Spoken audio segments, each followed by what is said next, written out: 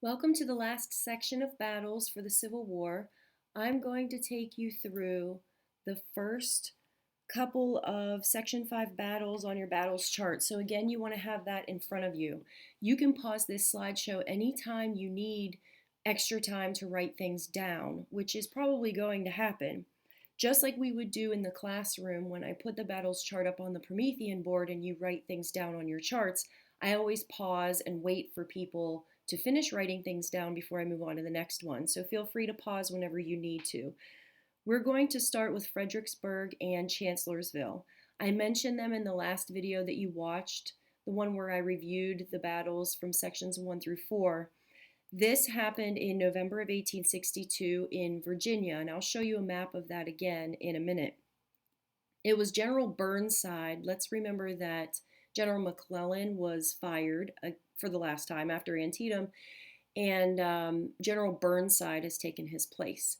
This is where we get the term sideburns because he was so famous for his. He will eventually resign and be replaced by General Hooker. So that's why you see two names there for the Union. And for the Confederacy, like it's been throughout, it is Robert E. Lee and Stonewall Jackson. These are going to be Confederate victories. The Union is forced to retreat from Fredericksburg, Virginia, from their attack on Fredericksburg after getting delayed at a river crossing. And this we can attribute to General Burnside, his mistakes. And so yet again, Lincoln is very frustrated with his leadership. Burnside ends up resigning after this. He, like I said, had been McClellan's replacement. The Union is also defeated at Chancellorsville in their attempt to get to Fredericksburg. The biggest thing at Chancellorsville that happens is Stonewall Jackson is going to be killed.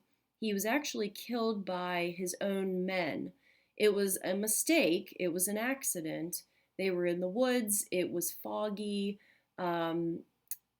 They didn't realize that their own men had ridden ahead of them. They thought they were the enemy, and they shot, and they ended up hitting Stonewall Jackson in his shoulder or arm, and he had to have his arm then amputated, and he ended up dying from complications of that procedure.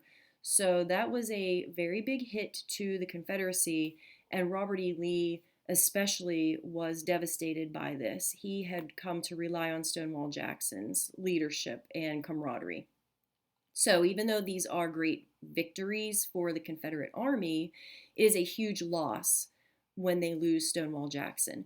And now back to the map that you've seen before.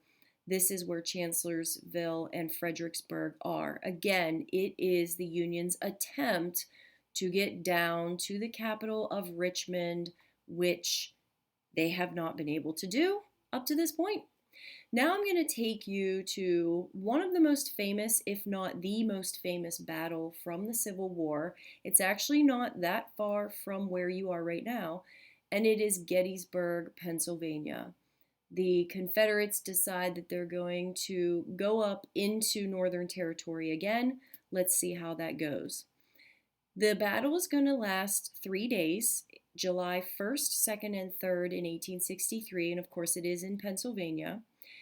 This time it is a man named General Meade. He is fighting on the Union side versus Robert E. Lee on the Confederate side, and this is going to be a Union victory.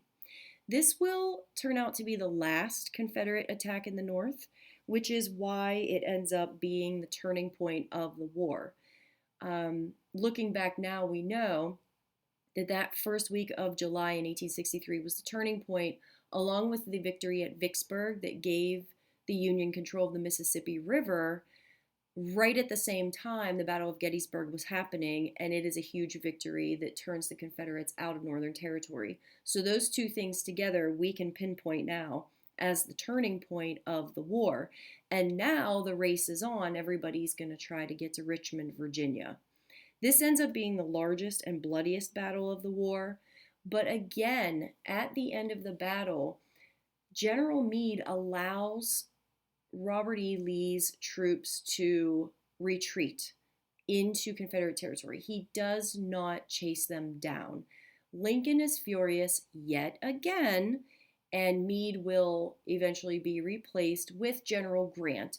Now that Grant has won at Vicksburg, he can come over to the east, take control of the Army of the Potomac, and hopefully bring this war to a close by finally getting control of Richmond. Now I'm going to escape from this slideshow and take you over to our online textbook. The section in your online textbook on the Battle of Gettysburg is very good. It takes you through day by day with a lot of detail. So if you want to know more detail about the Battle of Gettysburg, I advise that you go to your online book and find Section 5 in the Module 8 using the table of contents over here in the upper left-hand corner of the page. This interactive map is part of your online textbook, and I'm actually going to walk you through it right now so you can see day by day the movement of troops. I'm going to read the captions that appear over here on the left. If I'm reading them, then you can just focus on looking at the map and the movements on the map to make it easier for you. So I'm going to go ahead, well, actually before I do, let's look at the town of Gettysburg. These white lines are the roads. As you can see, a lot of roads lead into the town of Gettysburg. The blue is Union troops. The red represents Confederate troops. So let's see how this goes. Just a lay of the land here. There are several hills and ridges in Gettysburg, and you can kind of tell by the topography of this map.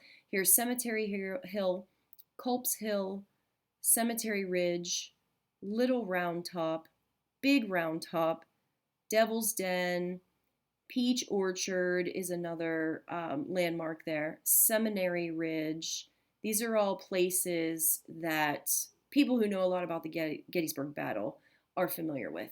Here we go. So, in June of 1863, a Confederate brigade searching for supplies in Gettysburg, Pennsylvania, observed Union troops about a mile northwest of town. On July 1st, the Southern Army attacked and drove the Union troops back through Gettysburg. That night, reinforcements arrived for both sides. On July 2nd, General George Meade's Union forces lined up on Cemetery Ridge, while the Confederates occupied Seminary Ridge. Confederate General Robert E. Lee decided to attack both Union flanks, or sides. The Union's left flank attempted to hold their ground at Peach Orchard, Wheatfield, Devil's Den, and the Round Tops, while the right flank fought off the Confederates at Culp's Hill. At the end of the day, the Confederate Army had taken the Union's left flank except for Little Round Top and Big Round Top. The Confederates had gained ground, but the Union Army still held a strong defensive position. The day's brutal fighting had cost each army some 9,000 casualties. On the morning of July 3rd, Lee unsuccessfully renewed his attack on Union forces at Culp's Hill. That same afternoon, Confederate troops near the Union's left flank began an artillery assault on Cemetery Ridge. Union artillery blasted back in a cannon duel that lasted nearly 2 hours. After the artillery battle, Confederate Major General George Pickett led an incredible infantry assault known today as Pickett's Charge. Leaving from Seminary Ridge, 15,000 Southern troops marched 1 mile across an open field toward the center of the Union forces. The attack ended in disaster as nearly 5,600 of the advancing soldiers were cut down by Union rifle and cannon fire. At the end of 3 days of fighting, Union casualties numbered about 23,000. Confederate casualties were estimated to be as high as 28,000, over 1/3 of their original force. As General Lee and his army retreated, his train of wounded stretched more than 14 miles. Although the war would last another 2 years, the Confederate Army never recovered from its defeat at Gettysburg. There's a really great museum, really great tour guides that will take you through the sites at Gettysburg. It's not that far of a drive from home. I highly recommend that you visit anytime you get a chance. Now, Look at those numbers on the left side of your screen. 23,000 plus 28,000. That's 51,000 casualties at Gettysburg. That's what makes it the bloodiest battle of the war. Antietam was the bloodiest one-day battle with 23,000 casualties in one day. Gettysburg is 3 days long with over 51,000 casualties. It is staggering, the numbers. I am going to transition you to a different narrated video about the Gettysburg Address now. That'll be the next thing that you do. Those people that were killed at Gettysburg are going to be buried there. They create a cemetery there, which you can still see today. And at the dedication of that cemetery, Abraham Lincoln gave probably his most famous speech, the Gettysburg Address. That will be the next activity that you do. I will see you there.